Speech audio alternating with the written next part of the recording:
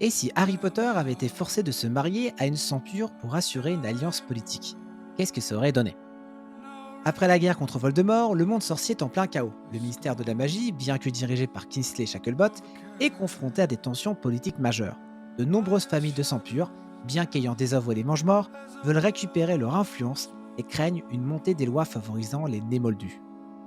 Face à cette instabilité, le ministère prend une décision radicale. Pour réconcilier les factions, Harry Potter, symbole de la nouvelle ère, doit épouser une héritière de sang pur afin d'unir les deux camps. Malgré son refus initial, Harry comprend vite que son mariage pourrait éviter une guerre civile terrible. La question reste, qui sera son épouse?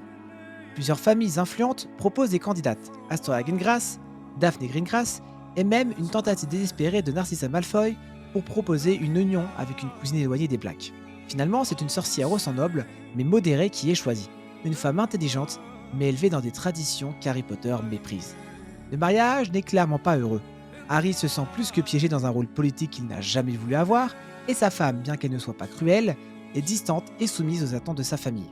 Ginny, le cœur brisé, s'éloigne. Hermione et Ron tentent de le soutenir, mais la pression politique est bien trop forte.